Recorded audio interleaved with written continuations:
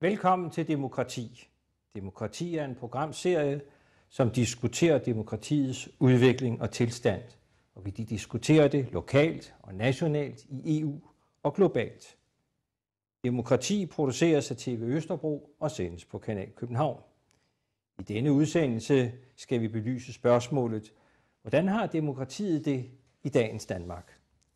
Og vi har en gæst i studiet, og jeg skal byde velkommen til Jørgen Estrup, som er tidligere medlem af Folketinget for Det Radikale Venstre.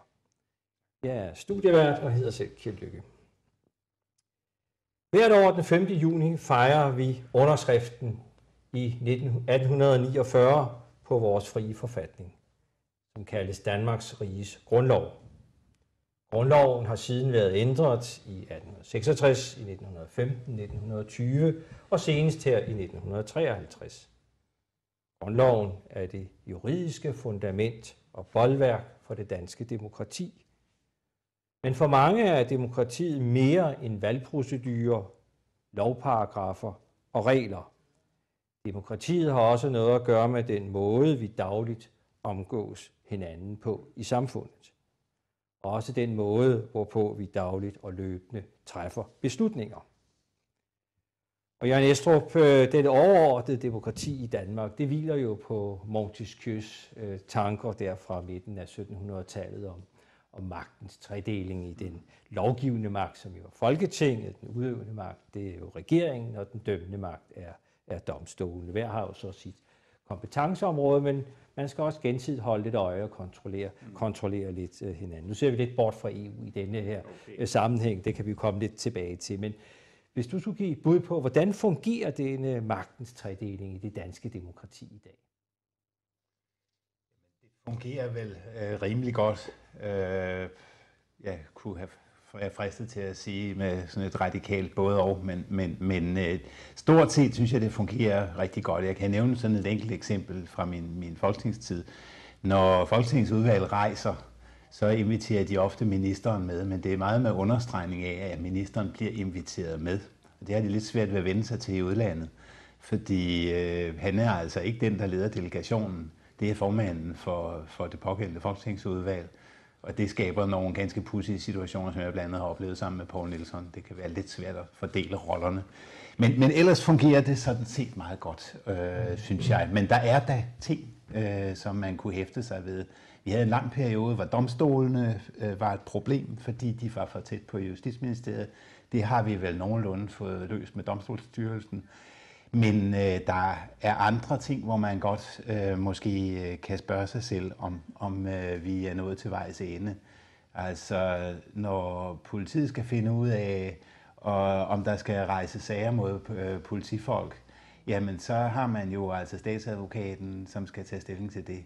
Og det er ikke altid, at det sker på en måde, som man kan sige helt adskiller den magt, som politiet har, den magt, som domstolene har. Det er et af eksemplerne. Man kunne også tage Flygtningenævnet, som jo fungerer som en domstol, men hvor Integrationsministeriet har folk siddende jo i Flygtningenævnet, og i høj grad forbereder alle sagerne, og der er jo heller ikke nogen offentlighed. Det kan man også. Der er ting, hvor det ikke helt er på plads. Nu i Norge, der skal man jo træde ud af Stortinget, når man bliver minister. Ja. I Danmark kan man jo blive siddende både og være den udøvende magt som minister, og så være være del af den lovgivende magt som fortsat medlem af Folketinget. Kunne du tænke dig, at man lavede en regel ligesom i Norge?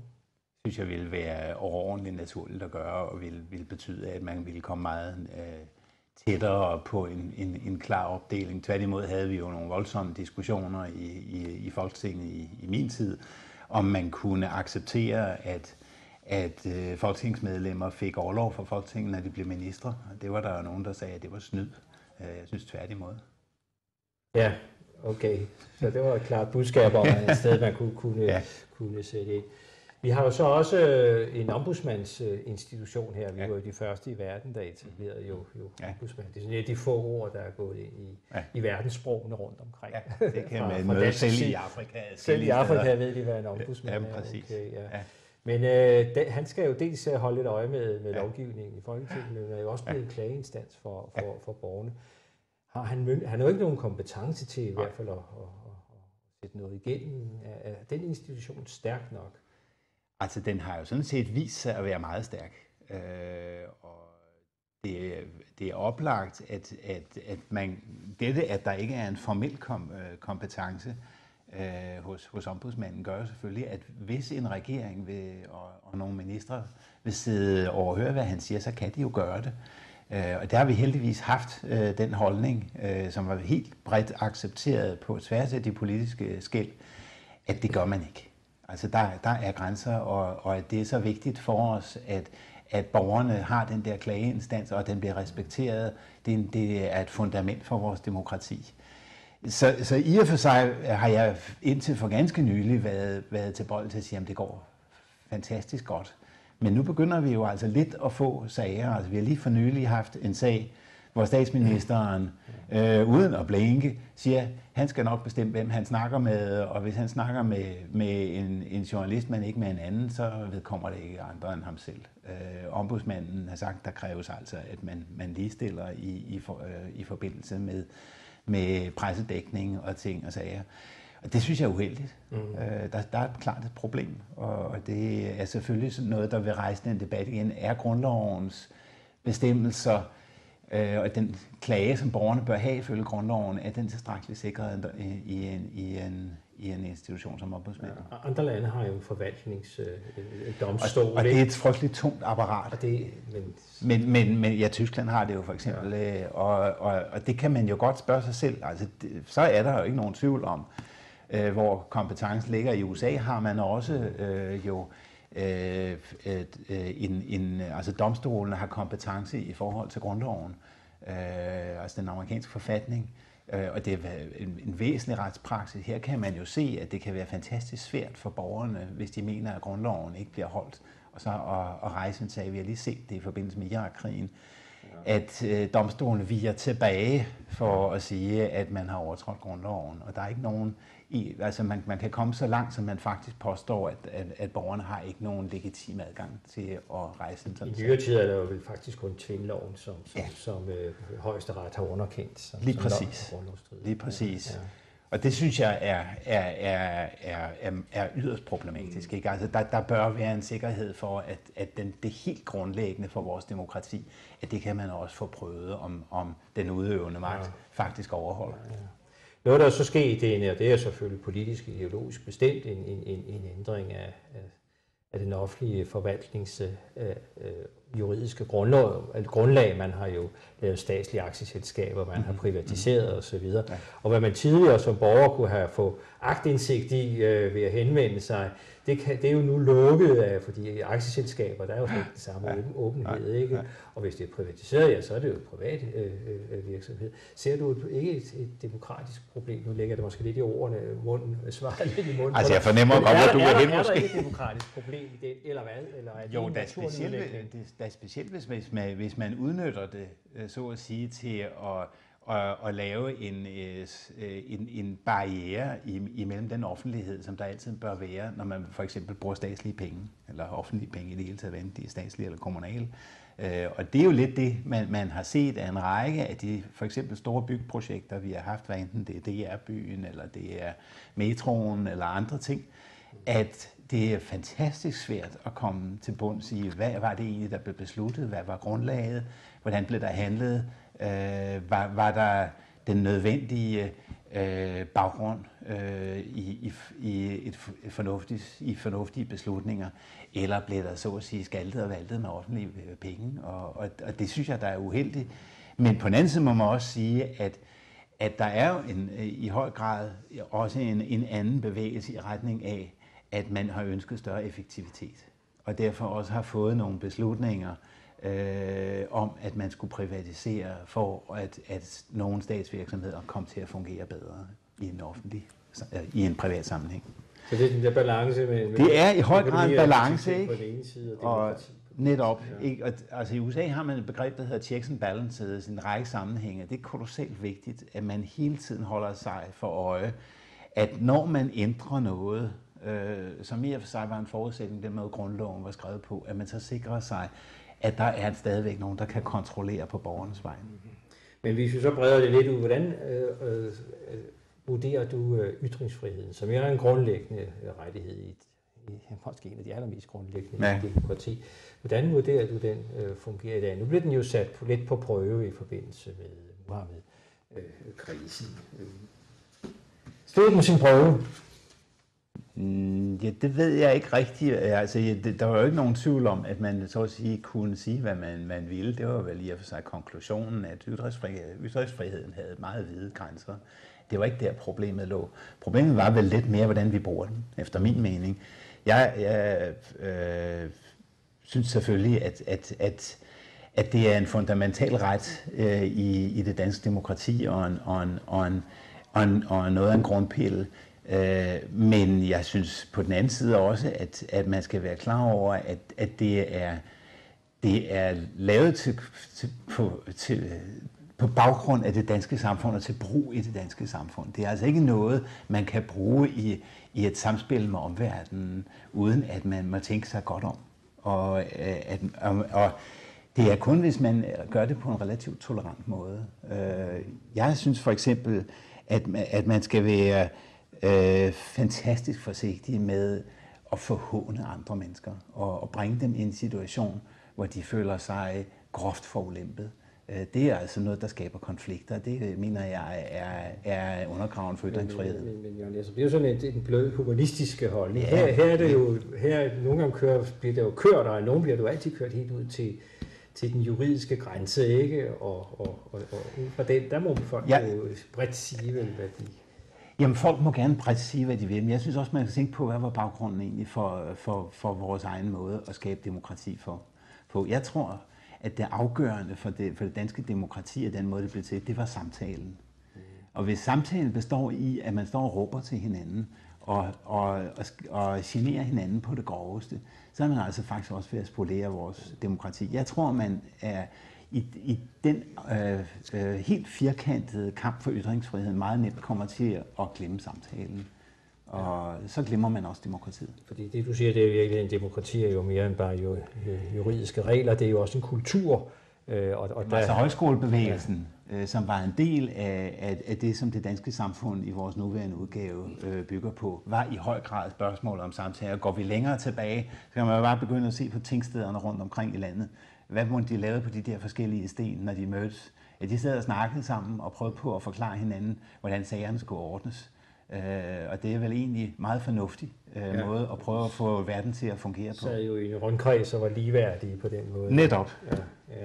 Hvis vi så lige hopper over til at fortsætte lidt med pressen og så videre. Hvordan vurderer du? Pressen kalder man jo ofte den fjerde statsmagt. Den havde jo de tre før, den lovgivende, udøvende og den dømmende magt, ikke? Men så kalder man jo tit pressen for den fjerde statsmagt, som jo er nødvendig, og det er nødvendigt med en fri og kritisk presse for at kunne holde magthaverne i ørerne, men altså også måske afsløre noget inden for det private erhvervsliv og andre forhold i samfundet.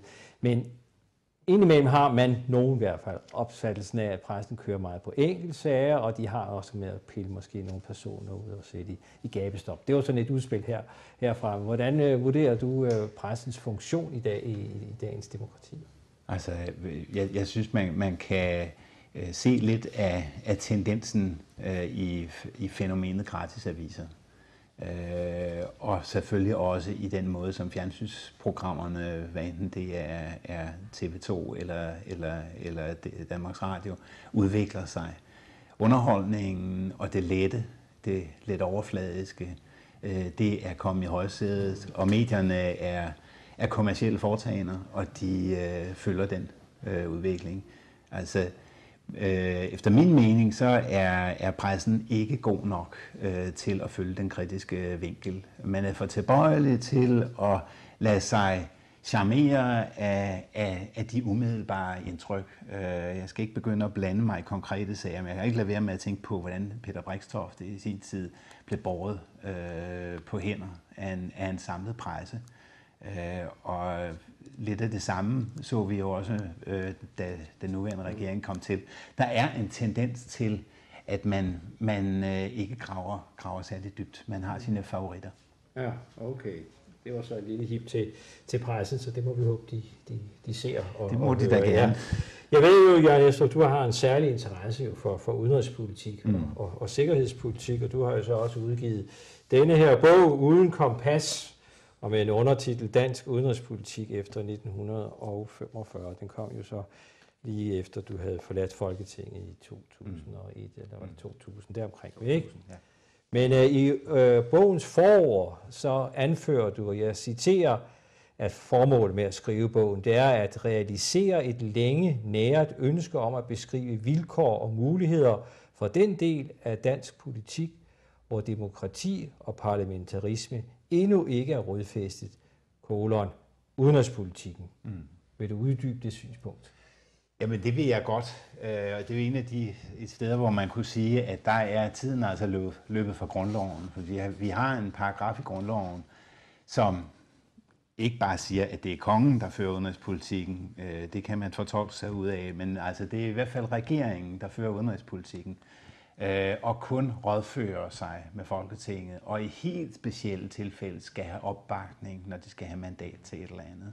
Og det betyder i realiteten, at den almindelige borger ikke bliver inddraget i, hvordan dansk udenrigspolitik bliver til, hvad baggrunden er, og de nødvendige beslutninger. For eksempel i tilfælde, som når vi går i krig i Irak, erklærer krig mod et andet land, så er det altså ikke længere sådan, at alt er, eller så er det ikke længere, så har det aldrig været, og det er stadigvæk ikke sådan, at man kan altså få indsigt i, hvad var baggrunden. Og vi kan opleve nu her efterfølgende, man kan heller ikke få en debat om, hvad var det, vi gjorde? Var det forkert? Var det rigtigt? Hvad lærte vi af det? Det er tværtimod en stor del af det lukket ned som fortrolige oplysninger med henvisning til, at sådan siger grundloven, at det skal være. Det må kun omtales i det, der hedder udenrigspolitisk nævn. Okay. Hvis vi så hopper lige over til, fortsætter lidt linjen med over til EU, som jo af mange jo også karakteriseres med et voldsomt demokratisk underskud. Nu står vi jo så over for måske en minitraktat. Et eller andet sker der jo nok. Men i hvert fald har mange jo lagt op til, at der skulle komme en fælles EU-udenrigsminister. Bliver det så et problem, du der skitserer? Bliver det så ikke bare endnu værre eller forstørret op med offentlighed omkring udenrigspolitikken? Det kommer jo lidt an på, man har jo altså også nogle regler i grundloven, at hvis man afgiver suverænitet, så skal man have folkeafstemninger. Ja. Og der kan man sige, at hvis en sådan udenrigsminister faktisk får beføjelser på Danmarks vegne, så får vi i hvert fald en diskussion af det, inden vi beslutter det. Men det er da klart, at hvis vi først får en udenrigsminister på vegne af alle EU-lande, så er beslutningerne meget langt væk.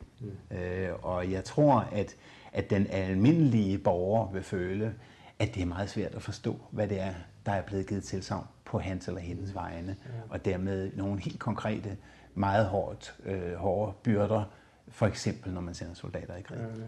Hvad, hvis vi nu lige tager den anden del af EU, som jo netop, som du siger, eller som jeg sagde, har det demokratiske underskud. Ser du nogen vej ud af at demokratisere, altså demokratisere EU, så den enkelte borger i medlemslandene føler, at han har på en eller anden måde en kontakt med de beslutninger, der træffes? Det er kolossalt svært, fordi det er stort, og det er mange lande. Jeg tror, at der dels er en proces i gang, fordi så mange spørgsmål faktisk vedrører folk, som behandles i EU-sammenhæng. Og det vil give en større interesse og dermed også en større forståelse. Men derudover tror jeg, at man er nødt til at skabe et EU-parlament, hvor partierne i langt højere grad repræsenterer fælles idéer, og hvor det ikke bare er Danmark, der sender et vist antal repræsentanter fra de nuværende politiske partier. Hvis det der skal kunne fungere som med et demokratisk indhold, så skal der være egentlig europæiske partier. Okay, kunne du forestille dig folkeafstemninger i hele EU på en gang? Det har man jo sådan set haft omkring forfatninger. Man prøver jo også på at koordinere det i et vist omfang. Det kunne man, men det tror jeg er langt ude i fremtiden. Langt ude i fremtiden, ja. Okay. Godt, så vil jeg godt springe lidt tilbage til den danske politiske suppedags, var jeg lige ved at sige. For hvis vi nu tager en af de legendariske politiske aktive herhjemme, nemlig Viggo Hørup, så formulerede han sig jo der i slutningen af 1800-tallet, ikke sandt, at man til politikere og til de politiske partier, man skulle dele sig efter anskuelser, og i stedet for at smelte sammen, de klumper for meget sammen inde på midten. Og samtidig har vi jo så haft en statsminister tidligere, der hed Poul Schlüter, som jo sagde, at ideologi er noget bras. Er ideologierne døde, og er det blevet sådan et taktisk politisk spil om at se, hvor er de fleste vælgere, og så ændrer vi vores politik, sådan, så vi prøver at fange flest mulige? Ja, altså det synes jeg, der er meget, der tyder på. Altså det er den amerikanske model, som slår igennem, synes jeg, i foruroligende grad. Jeg er tilstrækkeligt meget Hørup-fan til, at jeg hælder til Hørups synspunkt. Jeg synes, det er kolossalt vigtigt, at man kan se, hvad folk står for. Men man skal helst kunne se det mere end i dag. Man kan også kunne se det i morgen. Og der er altså lidt en tendens til, at hvis man får en Gallup i mellemtiden, eller en anden meningsmåling, som siger, at det er ikke så klogt, det du mener, så flytter man sig. Og det synes jeg er utrolig uheldigt for et demokrati, fordi det skaber, udtrykket politikerleder er måske lidt for slidt, ikke? Men det skaber den der fornemmelse af, jamen det er jo ligegyldigt alt sammen, for det eneste, det drejer sig om for dem, det er jo de der folk på Christiansborg, at de skal have magten. Ja. Og det synes jeg er ødelæggende for det, som jeg startede med på det tidspunkt at sige, samtalen. Altså, hvad er det så, vi skal snakke om, hvis realiteten kun er, at det drejer sig om, hvem der får flest stemmer næste gang, men ikke så meget om, hvad det er, de har tænkt sig at lave med de stemmer. Og der synes jeg, at der er en kolossal fare. Det er den tendens, som jeg i hvert fald længe har set i USA, som jeg synes er undergravende for politisk aktivitet. Så det nye parti, Ny Alliance, det er så et opportunistisk parti, eller har de et ideologisk grundlag?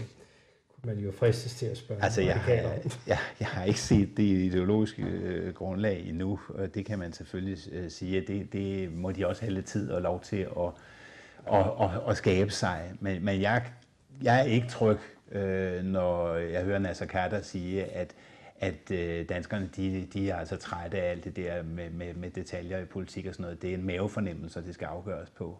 Jeg synes, at der skal meget til for at lade mavefornemmelserne bestemme, om man skal for eksempel føre angrebskrig i Irak. Det vil jeg gerne have var lidt mere seriøst. Okay. Så nærmer vi os lidt afslutningen her. Synes du, grundloven står over for en ændring? Nu har vi sådan været lidt rundt omkring grundloven også her. Ja, jeg synes i høj grad, at der vil være basis for det. Altså, der er en lang række ting, og det hænger ikke mindst sammen med vores internationale arbejde, som ikke er tidsvarende i grundloven. Og jeg opfatter lidt dem, der siger, nej, vi skal sørge med ikke ændre grundloven, som et forsøg på at hage sig fast med alt, hvad de kan i den forgangne tid. Og sige, kan vi ikke skrue tiden lidt tilbage, så vi slipper for at se alt for meget i øjnene, at verden har ændret sig. Jeg tror, at mange ting ville være nemmere, hvis folk også kunne forstå, hvordan grundloven faktisk er formuleret. Og hvis vi sådan lige her til allersidst runder af med, altså nu har vi jo talt om demokratiet i dagens Danmark. Hvor ser du de største trusler eller udfordringer for det danske demokrati i dag? Altså, jeg tror, at ligegyldigheden er den værste trussel. Altså, lænestolsdemokratiet, hvor man egentlig er lidt træt af, men man kan da godt lige sætte sig og se, om der skulle være et eller andet interessant i fjernsynet. Man vil egentlig hellere se fodboldkampen eller noget andet. Og så synes man gør sin pligt ved at møde op på valgdagen. Og så har man jo stemt, og så er man jo egentlig en god demokrat. Hvis det er det demokrati, vi ender op med, så er det egentlig ikke særlig meget værd. Så altså ned med ligegyldigheden, op med engagementet. Præcis. Tak skal du have, Jørgen Estrup, fordi du ville være med her i vores serie om demokrati. Og tak til seerne. Vi kommer tilbage med nye og spændende udsendelser på TV Østerbro.